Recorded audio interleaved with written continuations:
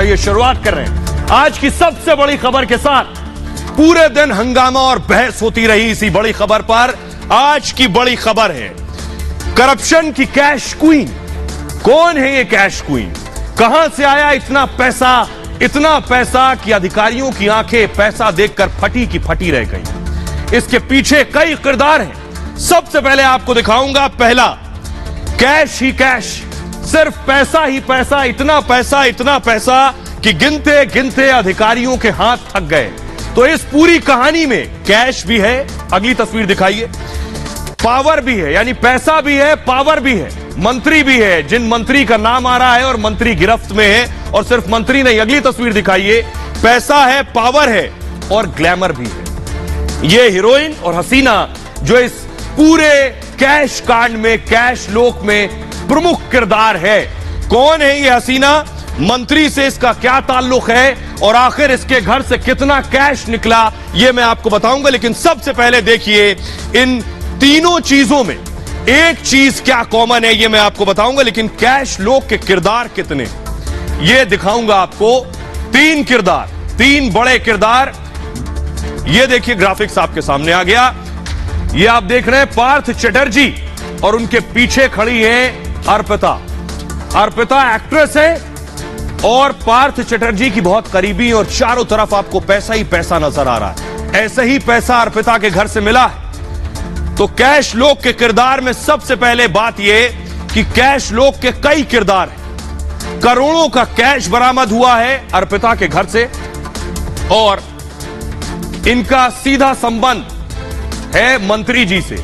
Heroine के घर पर दरअसल रेड हुई और अर्पिता के घर से कैश मिला। इस रेड में मंत्री की करीबी है अर्पिता, जो मंत्री बैठे हैं इनकी बहुत करीबी है। ममता सरकार में मंत्री हैं पार्थ, आपको बताऊं।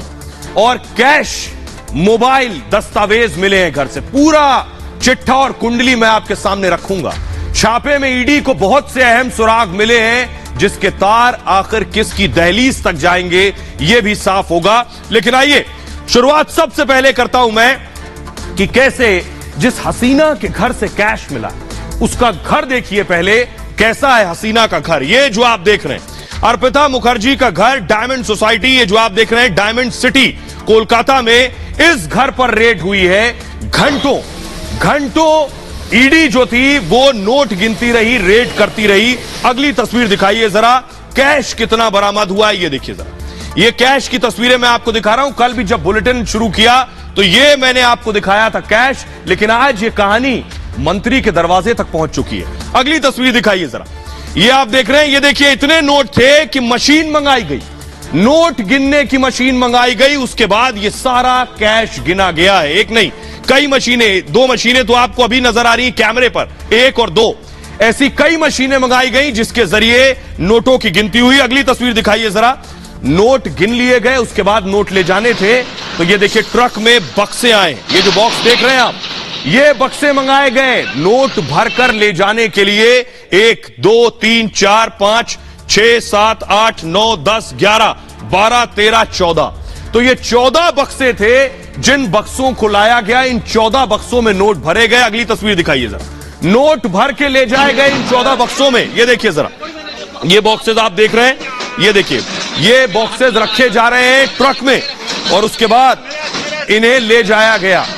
तो सवाल यह है कि इतना पैसा आया कहां से, इतना पैसा कैसे आया? ये काला पैसा है, हसीना के पास इस पैसे का सीधा सोर्स बताने की स्थिति में नहीं है। लेकिन सवाल अब बड़ा है कि ये सारा पैसा करप्शन का पैसा है, ये सारा पैसा काली कमाई है। आप हीरोइन को आगे देख रहे हैं। सवाल यह है 21 करोड़ मिले हैं, ये 21 करोड़ रुपए कहां से आए? कोलकाता में इन्फोर्समेंट डायरेक्टरेट ने छापेमारी की, ईडी की रेड थी। अर्पिता मुखर्जी के ठिकाने पर रेड हुई, इनका नाम अर्पिता मुखर्जी है। छापेमारी में नोटों के बंडल मिले, ठीक ऐसे ही जैसे नोट गिर रहे हैं देख रहे हैं, ऐसे ही नोटों का अंबार लगा था, ढेर लगा हुआ था। 2-2 हजार और 5-500 के गुलाबी नोट थे जो घर में ढेर लगा हुआ था। नोट गिनने के लिए मशीन मंगाई गई, वो तस्वीरें भी मैंने आपको दिखाई। कई घंटों तक नोटों की गिनती चलती रही।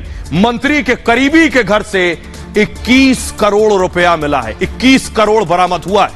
कैश मिलने के बाद ईडी ने बॉक्सेस मंगाए, लगभग उन बॉक्सेस में कैश ले जाने के लिए ट्रक बुलाया गया उसके बाद, और 40 बक्सों में भरे गए 21 करोड़ कैश, क्योंकि 500 के बहुत से नोट थे। आरबीआई के ऑफिस ले जाया गया ये सारा कैश। ठीक उसी तरह आपको याद होगा जैसे जैन बंधु के यहां जब रेड पड़ी थी तो इसी तरह कैश मिला था। छापे में 77 लाख के गहने भी मिले हैं ईडी को। अर्पिता के घर से कई कागजात बरामद किए ईडी ने। इसके अलावा बरामद दस्तावेज से अहम सुराग मिलने का दावा किया जा रहा है।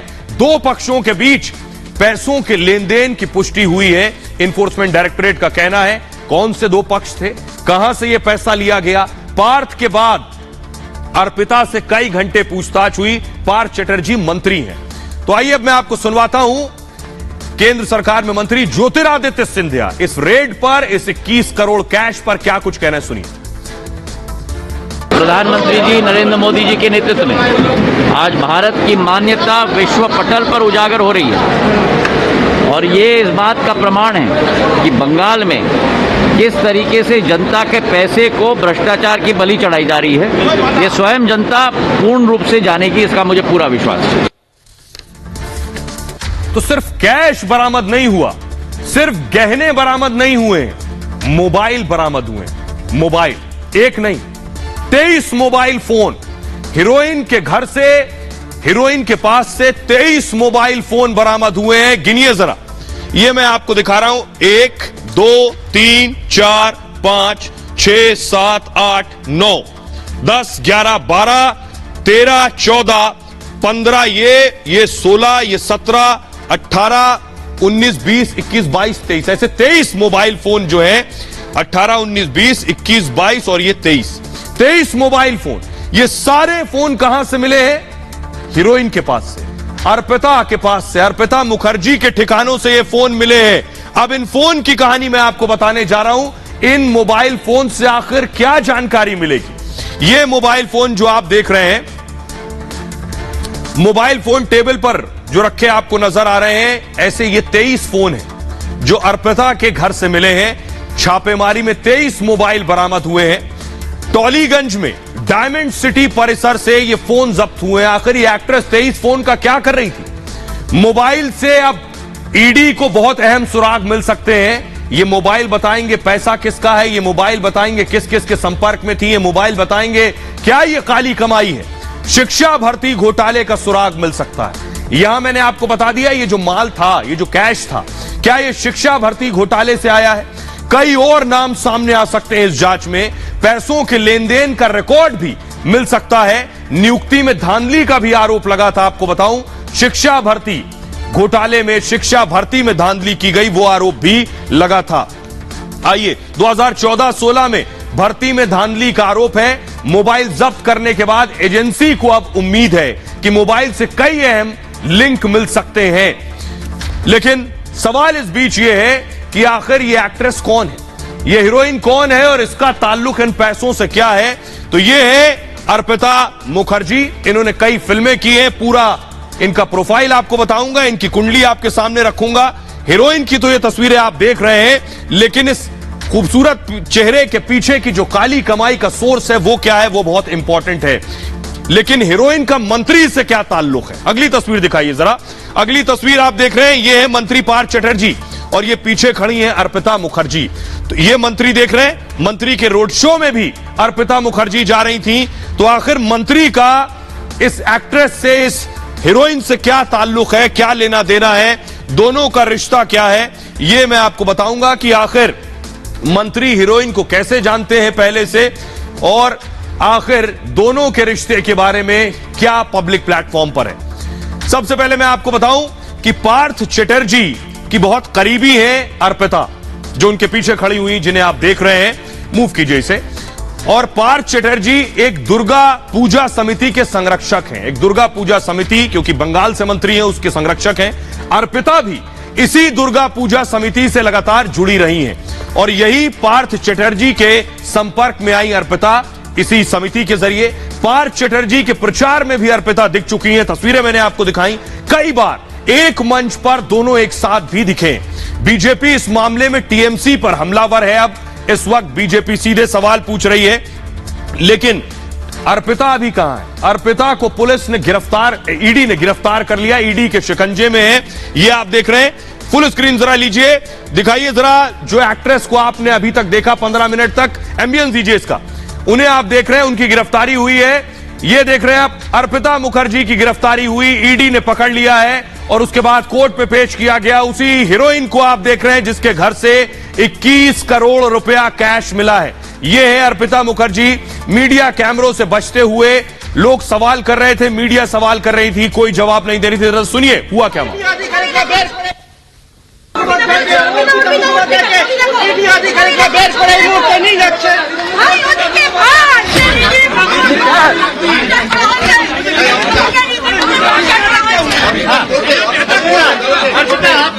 क्या कहना चाहती हैं? क्या कहना चाहती हैं? कुछ नहीं बोलना चाहती हूँ।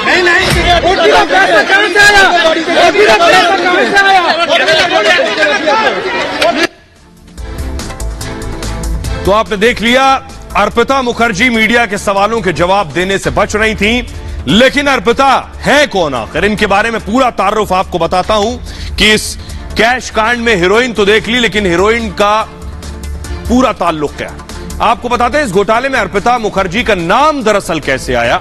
दरअसल जांच के दौरान जांच एजेंसी को इस एक्ट्रेस के बारे में जानकारी मिली।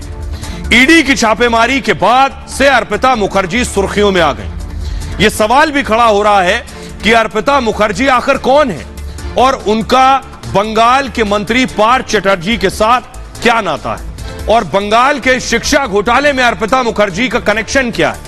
जो 21 करोड़ की बरामदगी हुई, आखिर वो अर्पिता के पास कहां से आए? पहले आपको बताते हैं कि आखिर कौन है अर्पिता मुखर्जी। अर्पिता मुखर्जी के बारे में बताऊं कि दरअसल अर्पिता एक मॉडल और एक्ट्रेस है।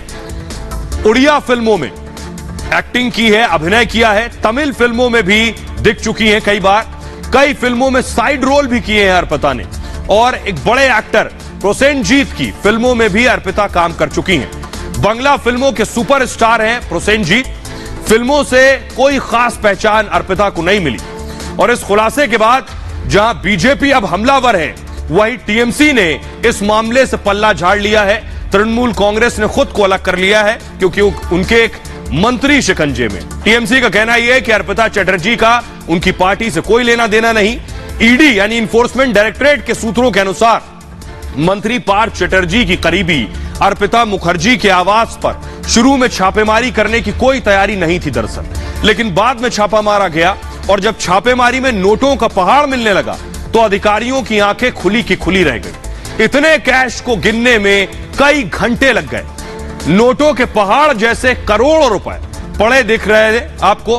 हर कोई अधिकारी दंग था ये पैसा देखकर, और बताया यह जा रहा है कि पूछताछ के दौरान भी अर्पिता फिलहाल सहयोग नहीं कर रही थी।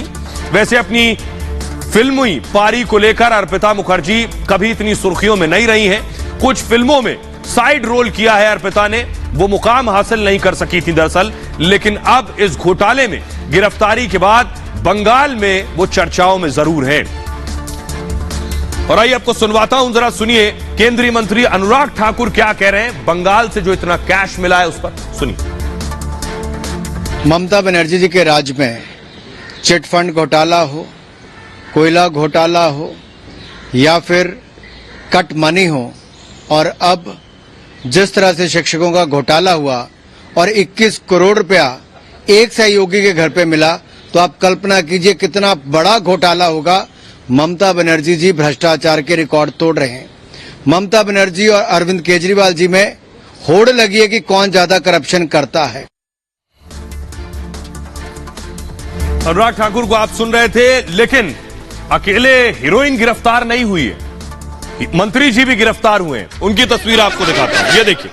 मंत्री पार्थ चटर्जी को आप देख रहे हैं, जिनको गिरफ्तार किया ईडी ने गिरफ्तार किया, यानी हीरोइन भी गिरफ्तार हुई है, मंत्री भी गिरफ्तार हुए हैं। मंत्री ममता सरकार में मंत्री है पार्थ चटर्जी। आज गिरफ्तारी के बाद ईडी ने उन्हें पेश किया, उनकी पेशी हुई बाकायदा। मीडिया के सवालों से बचते रहे मंत्री जी, लेकिन आपको बताऊं 2 दिन की रिमांड पर भेजे गए हैं पार्थ चटर्जी। क्या कुछ इल्जामात हैं उनके ऊपर और उनके बारे में आपको बताता हूं। पार्थ चटर्जी कौन है? सरकार में मजबूत पोजीशन पे थे पार्थ चटर्जी। देखिए जरा, बंगाल में टीएमसी के गद्दावर नेता हैं पार्थ चटर्जी। आपको बताऊं, बहुत स्ट्रांग लीडर्स में शुमार हैं। ममता सरकार में उद्योग मंत्री हैं। फिलहाल सरकार में नंबर 2 की हैसियत उनकी मानी जाती है। यह बात अलग है कि अब पद उनके हाथ से चला जाए। इस तरह के आरोपों के बाद, कस्टडी में आने के बाद वाणिज्य सहित कई मंत्रालयों का प्रभार भी पार्थ चटर्जी पर है। बंगाल के पूर्व शिक्षा मंत्री भी रहे। यहीं से पूरी घोटाले की चेन शुरू होती है। जब शिक्षा मंत्री थे तभी ये घोटालों के आरोप हैं। 5 बार से लगातार विधायक भी हैं और पार्थ चटर्जी 2011 से कैबिनेट मंत्री रहे हैं लगातार। 2014-16 में शिक्षा मंत्री रहे हैं। लंबी पूछताछ के बाद उनको गिरफ्तार किया गया है। 2 दिन की कस्टडी की हिरासत में भेजा गया, यानी ईडी की 2 दिन की रिमांड में है फिलहाल वो, और वहीं उनसे पूछताछ की जाएगी। जरा सुनिए बंगाल बीजेपी के नेता दिलीप घोष क्या कुछ कह रहे हैं। नोट का भी गिनती इतनी जल्दी खत्म नहीं होगी, पूछताछ भी खत्म नहीं होगी, और ये जो छापामारी और इंक्वायरी चल ये भी खत्म नहीं होनी चाहिए। इसका एक अंतिम तक मंजिल तक पहुंचना चाहिए। लोग इतने साल से पीड़ित हैं, लोग वंचित हैं, लोगों को लूटा गया है। हजारों नौजवान नवजुवती जो परीक्षा में पास करके हुए अच्छे स्टूडेंट और रास्ते के बगल में सालों साल धरना दे रहे हैं कि उनको नौकरी नहीं मिली है। जो पास किए हुए, जो नौकरी का एग्जाम में बैठे नहीं है, जो फेल हुए वो पैसा के बल पर उनको नौकरी मिली है। इसलिए जो बहुत बड़ा भ्रष्टाचार हुआ है उसका केवल एक शुरुआती दौर हम देख रहे हैं। बहुत बड़ी प्रॉपर्टी, बहुत सारा धन इसमें लूट हुआ है और बहुत बड़ा घपला हुआ। बहुत सारे लोग इसमें जुड़े हुए हैं। और आइए अब आपको बताता हूं कि क्या माना जा रहा है। ये सारा नोट कहां से आया, ये सारा कैश कहां से आया, आखिर कैश का सोर्स क्या हो सकता है, ईडी किस मामले की जांच कर रही है, सारा हंगामा क्यों बरपा है। ये देखिए पूरा बवाल मैं आपको बताने जा रहा हूं। ये पूरा बवाल जो है ये शिक्षक भर्ती घोटाले से जुड़ा हुआ है। यानी भर्ती कराइए, पैसा दीजिए और आसानी से नौकरी लग जाएगी। हुआ क्या, शिक्षकों की बहाली में घोटाले का आरोप है और उसका कनेक्शन क्या है, इस हीरोइन के साथ भी है।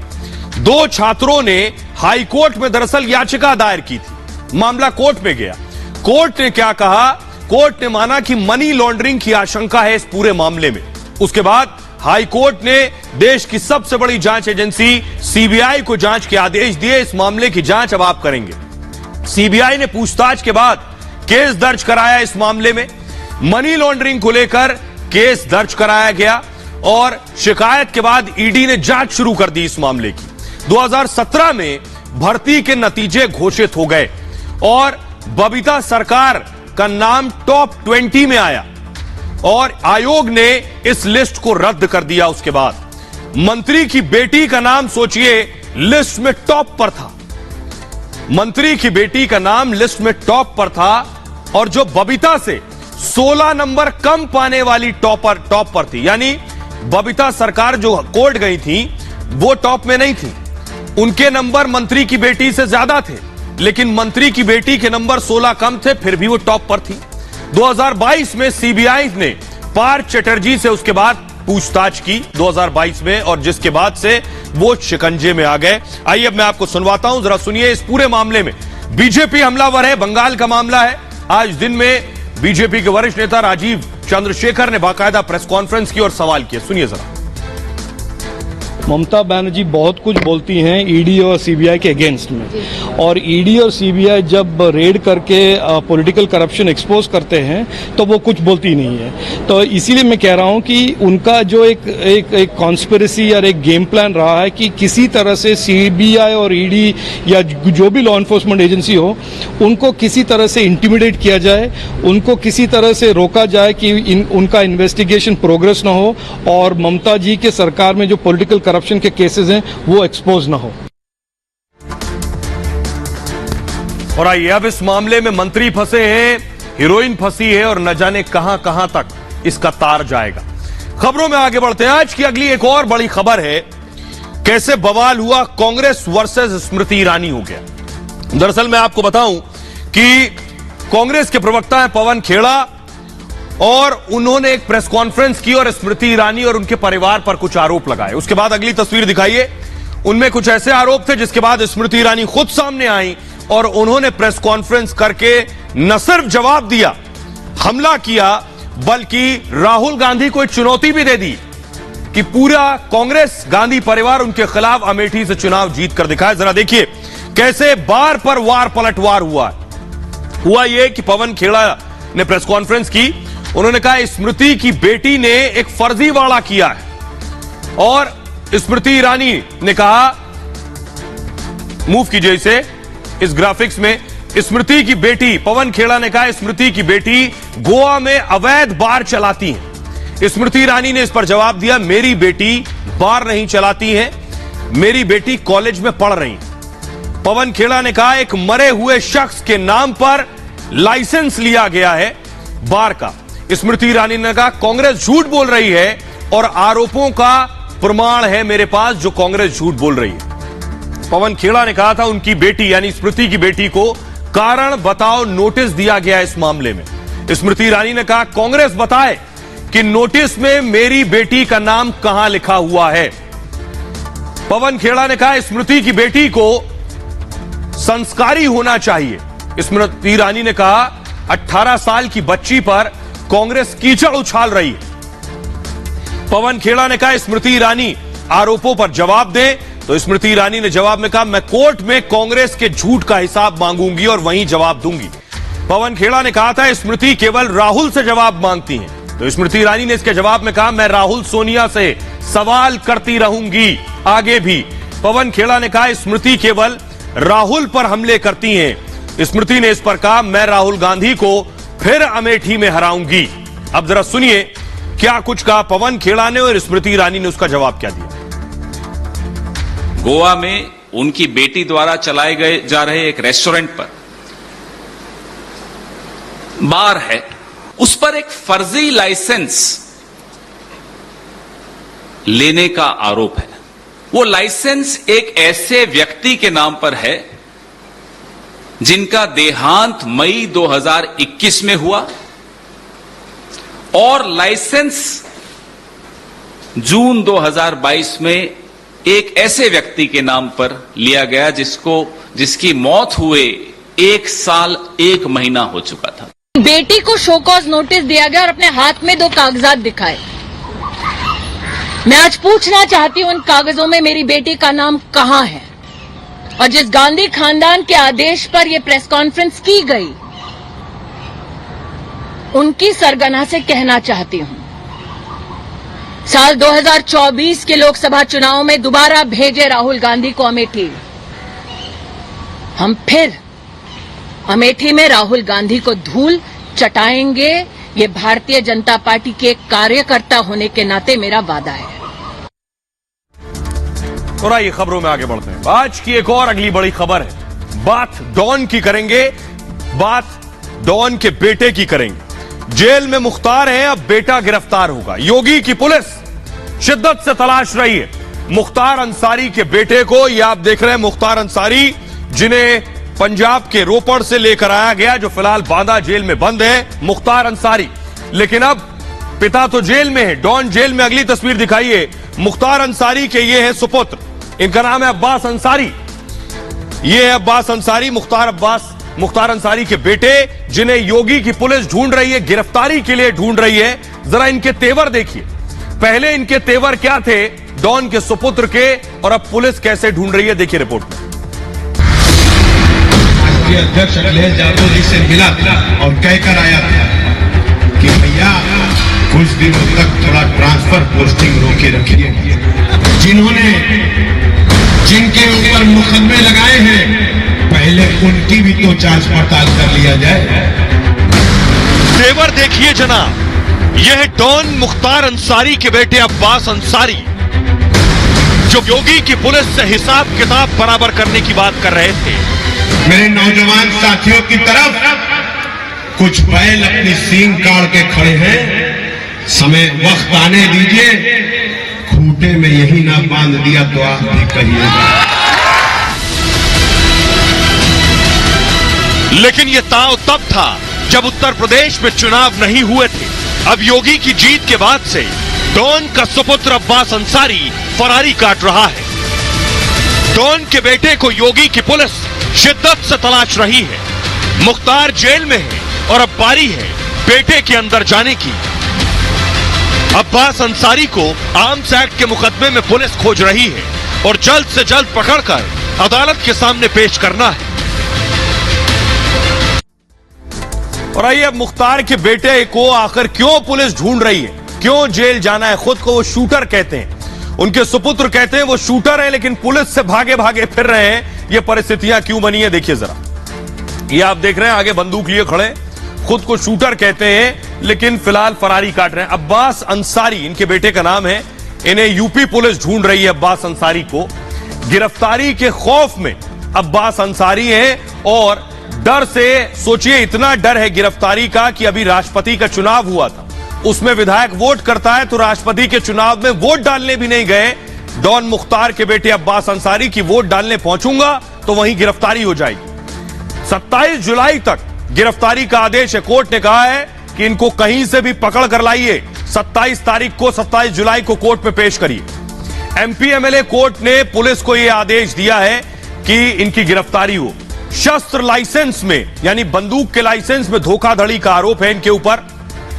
एक लाइसेंस पर ही, यानी लाइसेंस एक लिया और उस एक लाइसेंस पर 7 हथियार खरीद लिए, 7 बंदूकें ले ली। 2012 में अब्बास ने हथियारों का लाइसेंस लिया था, लाइसेंस लिया 2012 में, और उसके बाद बिना इंफॉर्मेशन दिए, बिना सूचना दिए इस लाइसेंस को दिल्ली ट्रांसफर करा दिया यूपी से। इसी लाइसेंस पर दिल्ली ट्रांसफर कराने के बाद कई हथियार ले लिए। बताया जा रहा है एक लाइसेंस पर 7 हथियार खरीद लिए और खुद को बताया कि वो शूटर है, निशानेबाज बताकर ये हथियार खरीदे उन्होंने। 2 राइफल, 12 बोर की 3 गन भी खरीद ली। इतना ही नहीं, एक रिवॉल्वर और एक पिस्टल भी खरीद लिया। कई हजार कारतूस, देखिए अलग अलग 4431 कारतूस खरीद लिए। उसके बाद अब्बास अंसारी पर कुल 7 मुकदमे दर्ज हैं। 7 मुकदमे, लखनऊ में 2 और मऊ में 4 केस चल रहे हैं डॉन के बेटे पर।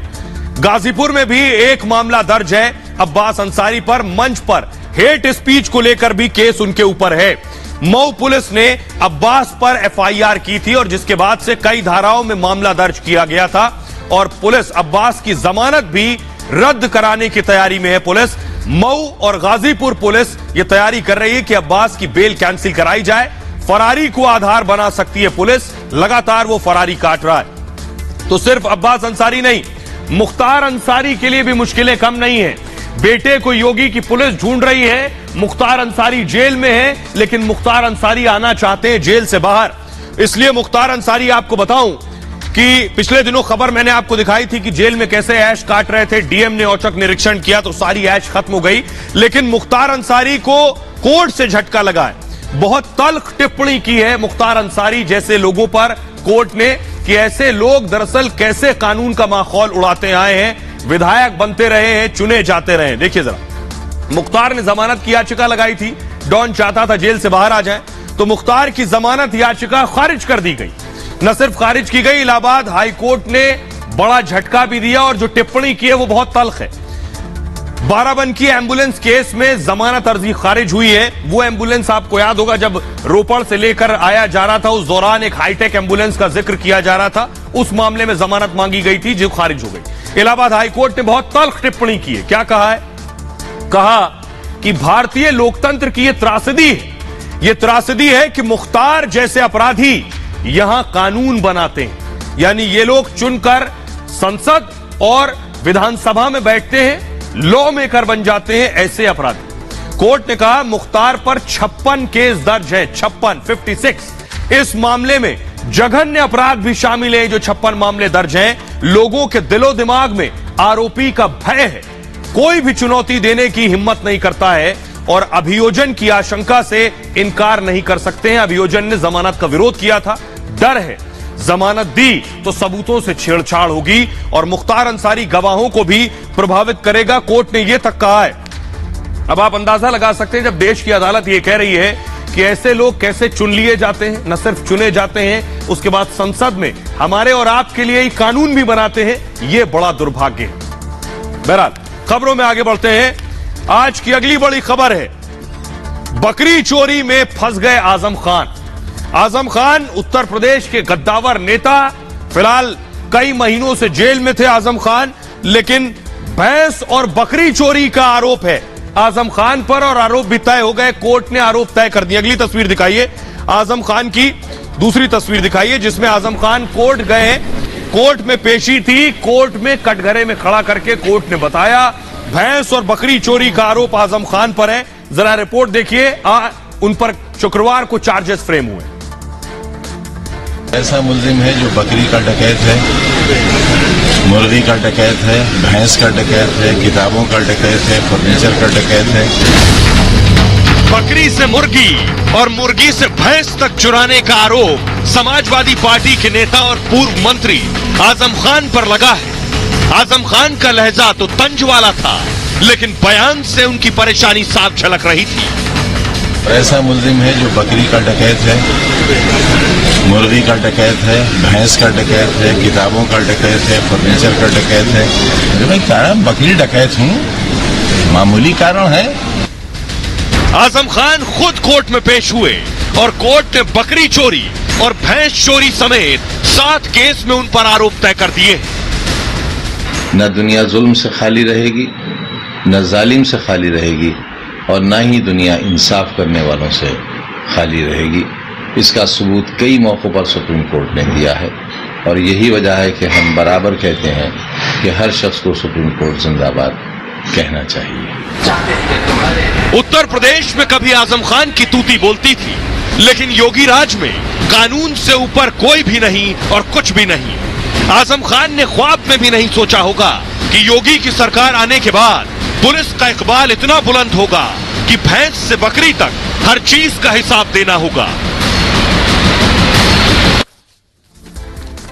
आजम खान फिलहाल जेल से बाहर हैं, लेकिन आजम खान पर क्या कुछ आरोप तय हुए बकरी और भैंस चोरी के मामले में देखिए जरा। आजम खान कितने बड़े मंत्री रहे और आजम खान न सिर्फ मंत्री रहे बल्कि आजम खान के कहे बिना कहा जाता है एक दौर में पत्ता भी नहीं हिलता था। लेकिन देखिए सियासत ऐसी चीज है, कब दिन बदल जाए कोई नहीं जानता। और ये जो आप देख रहे हैं ग्राफिक्स, ये हमारे डिजाइनर रितेश ने बनाए। देखिए भैंस और बकरी दोनों नजर आ रही हैं आपको। तो आजम के खिलाफ 7 मामलों में आरोप तय हुआ। ये भैंस और बकरी चोरी का भी आरोप उनके ऊपर है। एमपी एमएलए कोर्ट में ये आरोप तय किए गए हैं। आजम खान खुद कोर्ट में पहुंचे थे। भैंस और बकरी के मामले में, चोरी के मामले में आरोप तय के लिए जब चार्जेस फ्रेम होते हैं कोर्ट में तो आरोपी को बुलाया जाता है और उसको बताया जाता है आपके ऊपर भैंस और बकरी चोरी के आरोप तय होते हैं। उसके बाद वो हस्ताक्षर करता है दस्तावेजों पर। 3 मामले यतीम खाने से संबंधित हैं। दरअसल आपको बताऊं 4 मामले थानागंज डूंगरपुर से संबंधित हैं और 4 मामले में यतीम खाने में, जो यतीम खाने का मामला है उसमें बकरी चोरी का आरोप आजम खान पर है। और इसी मामले में यानी यतीम खाने वाले मामले में ही भैंस चोरी का आरोप भी आजम खान पर लगा। लूटपाट के दौरान आजम खान पर यानी भैंस बकरी नहीं गाली गलौज का आरोप भी है। मकान ढाने और जबरदस्ती कब्जा करने का आरोप भी आजम खान पर है। घरों पर बुलडोजर चलवाने का आरोप भी आजम खान पर लगा है। इतना ही नहीं, आपको बताऊं इसी महीने आरोप तय होने के बाद यानी ये जो चार्जेस फ्रेम हो जाएंगे आजम खान के खिलाफ, आरोप तय होने के बाद उसके बाद केस का ट्रायल चलेगा उनके खिलाफ और जो धाराएं उनके ऊपर चोरी की लगाई गई हैं पुलिस साबित करेगी आजम खान ने भैंस चुराई या नहीं चुराई, बकरी चुराई या नहीं चुराई, सबूत देगी कि भैंस चुराई है आजम खान ने या बकरी चुराई है। उसके बाद गवाहों को बुलाया जाएगा, गवाह वहां गवाही भी देंगे। सुनवाई के बाद कोर्ट फैसला सुनाएगी, तब आजम खान को सजा सुनाई जाएगी भैंस और बकरी चोरी के आरोप में। अब जरा सुनिए, आजम खान ने एक हफ्ते पहले कहा था कि उन्होंने कोई जुर्म नहीं किया, तो इकबाल किस बात का करें, सुनिए जरा। आज क्या फैसला कोर्ट में सब क्या अरे दस्तखत दिए थे, इकबाल जुर्म नहीं किया है क्योंकि जुर्म किया ही नहीं है तो इकबाल क्या करें। आज क्या फैसला कोर्ट में सब क्या अरे दस्तखत दिए थे, इकबाल जुर्म नहीं किया है क्योंकि जुर्म किया ही नहीं है तो इकबाल क्या करें। तो आजम खान कह रहे हैं जब जुर्म किया नहीं तो इकबाल किस बात का, लेकिन आजम खान पर एक आरोप नहीं है। लंबी चौड़ी फहरिस्त है। न सिर्फ आजम अकेले, आजम के सुपुत्र, उनकी पत्नी, सब पर आरोप हैं और दर्जनों केस भी हैं। देखिए जरा, एक बड़ी मोटी फाइल है। आजम खान को देख रहे हैं, उनके बगल में उनके बेटे अब्दुल्ला आजम हैं, आगे उनकी पत्नी को देख रहे हैं। आजम के खिलाफ 90 से ज्यादा केस दर्ज हैं। 90 से ज्यादा केस अकेले आजम खान पर है। बेटे अब्दुल्ला आजम के खिलाफ 43 केस दर्ज हैं। पत्नी तंजीम फातिमा के खिलाफ 33 केस दर्ज हैं। 33। आजम खान 27 महीने बाद जेल से छूटे, फिलहाल जेल से बाहर हैं। अब्दुल्ला आजम, उनके बेटे, 23 महीने बाद जेल से छूटे जमानत पर। तंजीम फातिमा 10 महीने बाद जमानत पर बाहर आई हैं। आजम खान साहब की पत्नी। आजम पर मजदूरों के हक का पैसा दबाने का आरोप है। यूनिवर्सिटी, जो जौहर यूनिवर्सिटी उनकी रही, जौहर यूनिवर्सिटी के निर्माण पर 4.5 करोड़ रुपए जमा कराने थे उन्हें। शिकायत के बाद केवल 1,37,00,000 रुपए जमा किए हैं और आजम लोकतंत्र सेनानी की पेंशन लेते रहे। आरोप यह है कि 1975 में आजम खान गए थे जेल, वो मामला था दूसरा, और पेंशन ले रहे थे इमरजेंसी वाली। सरकारी जमीन पर रिजॉर्ट बनाने का आरोप आजम खान पर है। रिजॉर्ट पर कोर्ट ने 5,32,000 का जुर्माना लगाया हुआ है बाकायदा, और सरकारी सड़क पर जौहर यूनिवर्सिटी का गेट बना दिया था उन्होंने। सड़क सरकारी थी और गेट अपना। कोर्ट ने आजम पर 3,37,00,000 का जुर्माना लगाया। इसके अलावा आजम को पीडब्ल्यूडी को 3,27,00,000 रुपए देने हैं। आजम ने अभी तक पैसे जमा नहीं करवाए हैं और पैसे जमा नहीं करवाए तो भी कार्रवाई होगी। अब जरा सुनिए आजम खान को, आजम खान क्या कुछ कह रहे हैं। अब आजम खान कह रहे हैं मेरी सुरक्षा को खतरा है। आजम खान अब जेड कैटेगरी की सुरक्षा मांग रहे हैं, सुनिए जरा। मेरे लिए बहुत से खतरों के संदेश भी सामने हैं। मुझे बहुत से खतरे हैं, मेरे परिवार को खतरे हैं। उत्तर प्रदेश सरकार महसूस करती है इस सब को। तो जो मेरी सिक्योरिटी विड्रॉ की गई है, मैं जेड सिक्योरिटी में था और जेड स्पेशल की सिफारिश भाजपा सरकार में ही उनके एसपी ने मेरे लिए लिखी थी, जो विड्रॉ हो गई है। मुझे मात्र वाई सिक्योरिटी सख्त है, जो नहीं के बराबर है। इतनी सिक्योरिटी हर विधायक को दी जाती है। मैं चाहता हूं कि हालांकि हिफाजत करने वाला कोई और है, फिर भी अगर वो सुरक्षा मेरी वापस मिल जाए तो बेहतर होगा। और आइए खबरों में आगे बढ़ते हैं। अब आपको बताने जा रहा हूं, बात आजम खान की हो गई, अब चाचा भतीजे की बात करते हैं। अखिलेश यादव कह रहे हैं शिवपाल से उतर जाओ साइकिल से।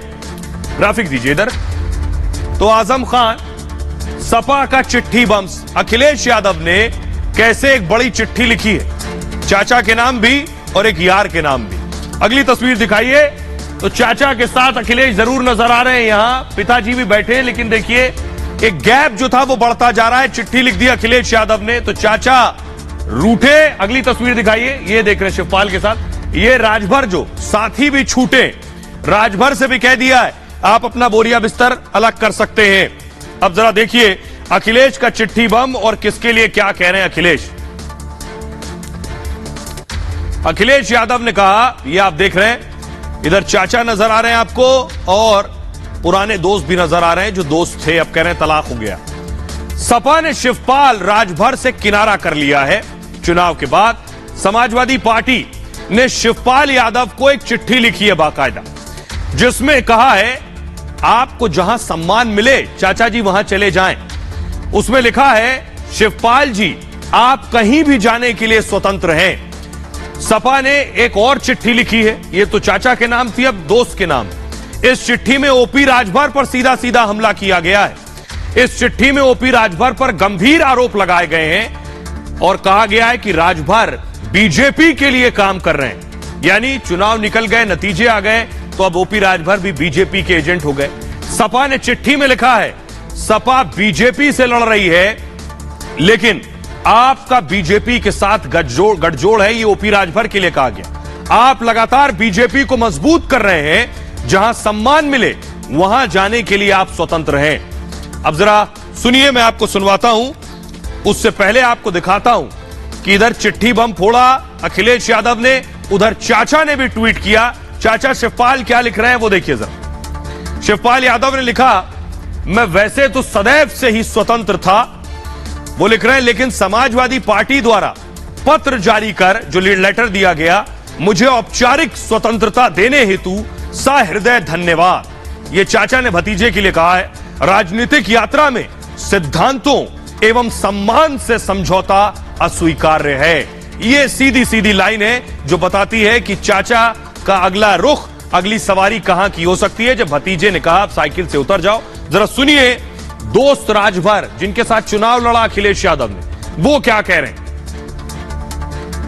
अब आज तलाक मिला है, अब कबूल किए हैं, अब नंबर 1 पर प्राथमिकता में बहुजन समाज पार्टी है। हम मिले योगी से किसी समस्या के लिए तो बहुत गुनाह है, और अखिलेश जी या माननीय मुलायम सिंह जी यादव मिले तो बहुत अच्छा है। वो तो दूध का दूध पानी का पानी सामने आएगा कि कौन क्या कर रहा है।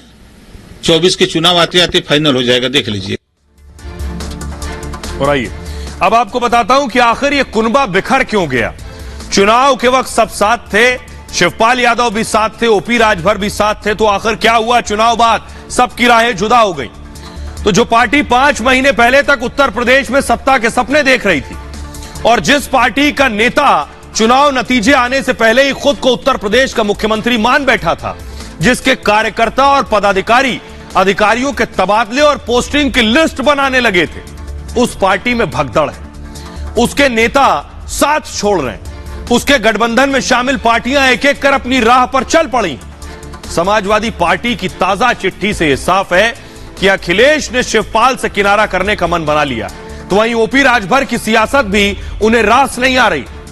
लेकिन सवाल यह कि आखिर बात यहां तक पहुंची कैसे, और क्या केवल अखिलेश अपने चाचा शिवपाल और सुबह सपा के नेता ओपी राजभर से छुटकारा पाना चाहते हैं, या दोनों भी इसी का इंतजार कर रहे थे, चाचा भी और राजभर भी, कि पहली चाल अखिलेश चले फिर ये अपनी चाल चलेंगे। ऐसा इसलिए है क्योंकि सपा की चिट्ठी के बाद शिवपाल और राजभर दोनों ने अपने तेवर दिखा दिए, जिससे साफ है कि इन दोनों के मन की मुराद पूरी हो गई।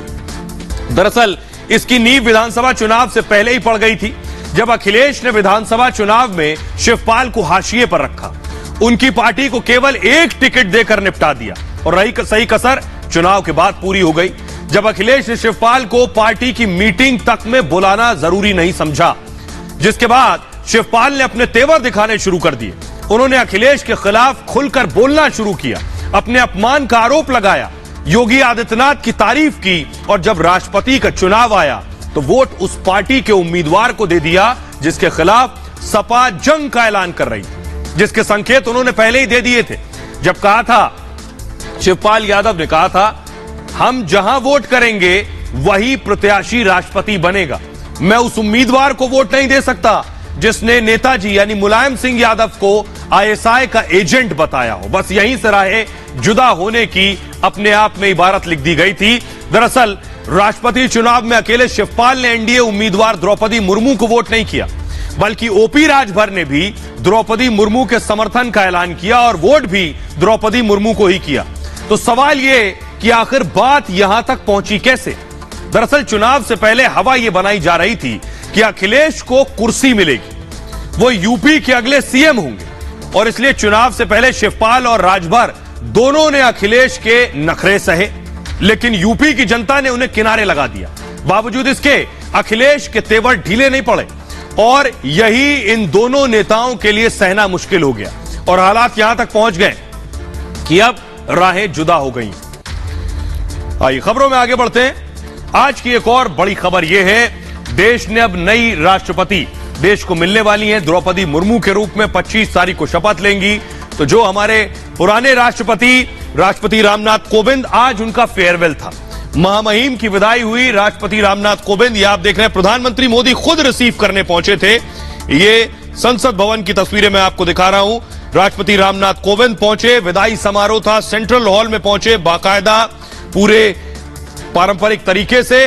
किस तरह से देखिए, प्रधानमंत्री नरेंद्र मोदी एक तरफ चल रहे हैं, दूसरी तरफ उपराष्ट्रपति हैं, बीच में राष्ट्रपति चल रहे हैं, उनके आगे स्पीकर चल रहे हैं। यह तरीका है फेयरवेल का। आइए अब मैं आपको बताऊं, अगली तस्वीर दिखाइए जरा। यह है अगली तस्वीर जिसमें राष्ट्रपति को सेंट्रल हॉल तक ले जाने की परंपरा है, और उसके बाद राष्ट्रपति का संबोधन भी वहां होता है। एक और तस्वीर है, अगली तस्वीर दिखाइए। उसके बाद राष्ट्रपति रामनाथ कोविंद देखिए सभी सांसदों तक गए, हाथ जोड़कर उनसे उनका अभिवादन स्वीकार किया। यह तस्वीर है संसद की। आइए अब मैं आपको दिखाता हूं कि आखिर राष्ट्रपति रामनाथ कोविंद का कार्यकाल कैसा रहा और कैसे उन्हें फेयरवेल दिया गया और उनसे जुड़ी हुई वो बातें जो बहुत से लोग नहीं जानते।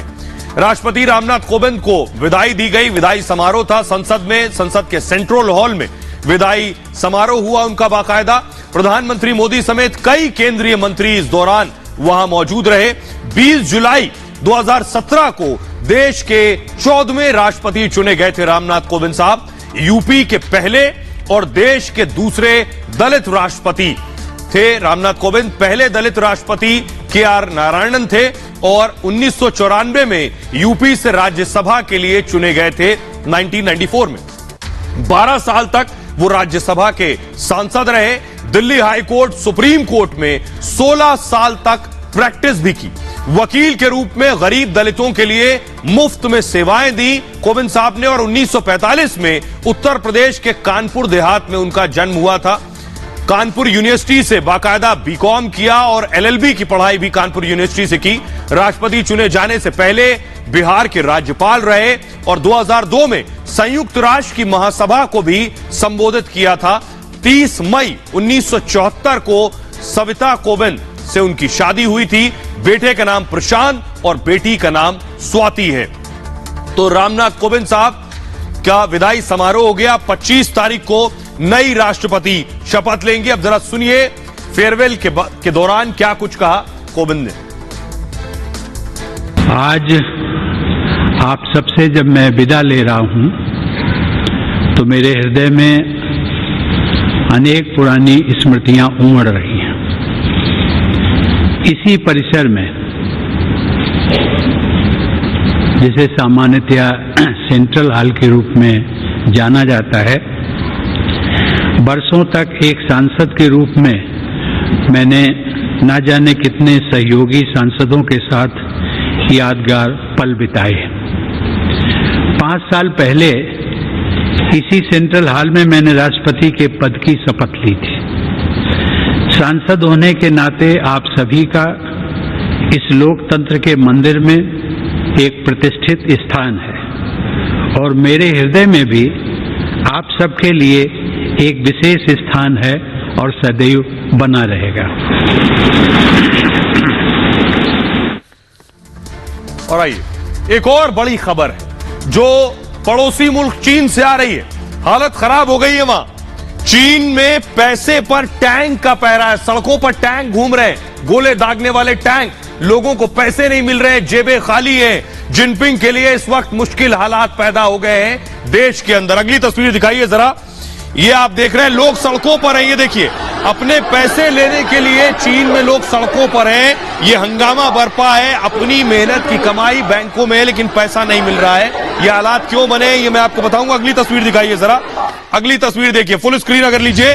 टैंक देखिए कैसे सड़कों पर हैं, इसलिए क्योंकि लोगों को रोका जा सके, लोग पैसे ना ले सके। देखिए जरा ये तस्वीरें आप देख रहे हैं कि टैंक सड़कों पर घूम रहे हैं जिसकी वजह से लोग अपने पैसों से, अपनी मेहनत की कमाई से महरूम है। लोगों को रोकने के लिए टैंक तक लगाने पड़ गए। ये है चीन के हालात। अब देखिए ये स्थिति पैदा क्यों हुई है ये मैं आपको बताता हूं। चीन में एटीएम से पैसे निकालने पर रोक लगा दी गई। कई बैंकों ने पैसा निकालने पर यह रोक लगाई हुई है और इस फैसले पर देश भर में विरोध प्रदर्शन हो रहा है। वो तस्वीरें भी मैंने आपको दिखाई। सड़कों पर उतरी जनता, सरकार ने टैंक उतार दिए। सेना ने एटीएम की सुरक्षा के लिए मोर्चा संभाल लिया है सड़कों पर। एटीएम और बैंक के बाहर चीन ने सेना तैनात कर दी है पूरी। खासतौर से हेनान प्रांत में जबरदस्त विरोध हो रहा है और बैंक एटीएम के बाहर हफ्तों से प्रदर्शन चल रहे हैं। बैंक ऑफ चाइना का बयान आया है। जमा पैसा एक निवेश है, उनका कहना है इसे जनता अपनी मर्जी से नहीं निकाल सकती है। सोचिए अपना पैसा जमा है, वो निवेश है, आप निकाल नहीं सकते हैं। आइए मैं आपको बताऊं कि आखिर ये हालात क्यों बने हैं, इस वक्त चीन में स्थिति क्या है और आखिर टैंक सड़कों पर क्यों घूम रहे हैं। वजह मैं आपको बताऊंगा। देखिए जरा, चीन की सड़कों पर सेना के टैंक उतर आए। तस्वीरों में जो आप देख रहे हैं, इस सड़कों पर सोचिए टैंक घूम रहे हैं और दावा यह किया जा रहा है, ये तस्वीरें हेनान प्रांत की हैं चीन की। अपना पैसा अपना निकाल सके इसलिए टैंक सड़कों पर लगा दिए गए। जहां पर सबसे ज्यादा प्रदर्शन हो रहा, प्रदर्शनकारियों को डराने के लिए चीन की सरकार इन टैंक्स का इस्तेमाल कर रही है। एक तरफ तो लोगों का पैसा नहीं मिल रहा है, वहीं दूसरी तरफ सेना प्रदर्शन करने पर डरा रही है। दरअसल बैंक ऑफ चाइना की हेनान ब्रांच ने जब घोषणा की कि उनके ब्रांच में पैसा जमा कराने वालों की सेविंग्स इन्वेस्टमेंट है और उन्हें निकाला नहीं जा सकता है, यानी आपने जो पैसा जमा करा दिया वो कह रहे हैं तो निवेश है, इसे निकाल नहीं सकते। इस घोषणा के बाद से ही लोगों का प्रदर्शन और ज्यादा उग्र हो गया। 10 जुलाई को हेनान के झोंगझोउ में बैंक ऑफ चाइना की ब्रांच के सामने 1000 से ज्यादा लोगों ने प्रदर्शन किया, इकट्ठा हुए, प्रोटेस्ट किया लोगों ने। और एक रिपोर्ट के मुताबिक विरोध प्रदर्शन को दबाने के लिए चीनी पीपल्स आर्म्ड पुलिस फोर्स के कुछ लोग सफेद कपड़ों में पहुंचे थे और उन्होंने प्रदर्शन को दबाने की भरपूर कोशिश की थी उस वक्त। और आइए मैं अब आपको बताऊं कि बैंकों से आखिर क्यों नहीं मिल रहा है पैसा, क्या वजह है कि लोग अपना पैसा नहीं निकाल पा रहे हैं, क्यों इतने खस्ता हाल हो गए हैं। देखिए जरा, वजह है ये कि चीन में सरकार की माली हालत दरअसल खराब है। स्थानीय सरकारों को खर्च चलाना मुश्किल हो रहा है। जो लोकल गवर्नमेंट्स हैं वहां पर स्थानीय सरकारों की कमाई कहां लगी है? रियल एस्टेट में लगी है। पैसा लगा दिया रियल एस्टेट में। रियल एस्टेट को जमीन बेचकर कमाई करती है। रियल एस्टेट की जो जमीन है, रियल एस्टेट ना तो पैसे चुका पा रहा है और ना जमीन खरीद रहा है। इस वक्त बिल्डर्स से घर खरीदने वाले बिल्डर्स को पैसे नहीं दे पा रहे हैं। जो बिल्डर्स हैं, घर खरीदारों पर बिल्डर्स कार्रवाई भी नहीं कर पा रहे हैं और ऐसे में सरकार बैंकों के जरिए बिल्डर्स को मदद कर रही है, इसलिए बैंकों के पास पैसा नहीं। चीन में बड़े बड़े बिल्डर्स सत्ताधारी दल से जुड़े हुए हैं और बिल्डर्स घूस देकर अपने हिसाब से नीतियां बनवाते हैं। कार्रवाई हुई तो सत्ताधारी नेता भी चपेट में आ जाएंगे और यह वजह है जो हालात वहां बद से बदतर हो गए हैं। आइए अब मैं आपको बताऊं कि इस तरह से चीन बर्बाद हो जाएगा और ये जो हालात हैं, ये हालात कभी चीन में इससे पहले भी हुआ करते थे। कैसे? श्रीलंका की बर्बादी की स्क्रिप्ट लिखने वाला ड्रैगन अब खुद तबाही की कगार पर पहुंच गया। स्क्रीन पर आप श्रीलंका की तस्वीर देख रहे हैं, जिसे बर्बाद करने वाला कोई और नहीं बल्कि चीन है। और सिर्फ श्रीलंका ही नहीं, कई और मुल्कों को भी लुटेरे चीन ने कर्ज के जाल में फंसाकर बर्बाद कर दिया। लेकिन अब दूसरे देशों को लूटते लूटते खुद चीन लूट गया है। चीन से जो खबरें आ रही हैं वो बताती हैं कि चीनी अर्थव्यवस्था अब ऐसे मोड़ पर पहुंच चुकी है जो कभी भी ध्वस्त हो सकती है। पिछले 10 महीनों से चीन में प्रॉपर्टी की कीमतें लगातार गिर रही हैं। 1990 के बाद से निजी प्रॉपर्टी मार्केट में यह सबसे लंबी मंदी है। चीन की सबसे बड़ी रियल एस्टेट कंपनी एवरग्रैंड की हालत सबसे ज्यादा दयनीय है। कंपनी पर $300 अरब से ज्यादा की देनदारी है और रिपोर्ट के अनुसार आपको बताऊं कि कैसे रिपोर्ट यह कहती है कि हालत जो चीन की है वो और ज्यादा बद से बदतर होने वाली है। कैसे चीन बर्बाद हो सकता है? 2009 के बाद से कर्ज के आधार पर ग्रोथ की रणनीति है। दरअसल चीनी बैंकिंग तंत्र में 264% के कर्ज है जीडीपी के अनुपात से। कर्ज आधारित ग्रोथ में विकास ही सारे चक्र को चलाता है और कोविड के कारण चीन के विकास का जो पहिया है वो मंदा पड़ चुका है। इस साल दूसरी तिमाही में अर्थव्यवस्था की वृद्धि दर 0.4% आई है। स्थानीय सरकारों की कमाई में 6 लाख करोड़ युआन की कमी का अनुमान लगाया जा रहा है। इसलिए माना जा रहा है कि चीन के हालात भी श्रीलंका जैसे हो सकते हैं, चीन में जो फिलहाल स्थिति बनी हुई है। बहरहाल आप अपना बहुत ख्याल रखिए। एक छोटे से ब्रेक के लिए रुक रहे हैं, लौट रहे हैं कुछ और बड़ी खबरों के साथ।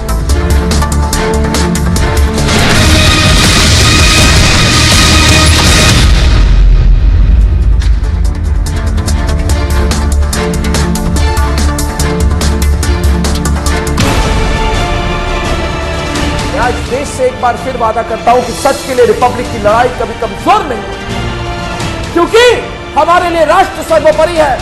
रिपब्लिक के खिलाफ साजिश रचने वाले हमेशा हारते रहेंगे।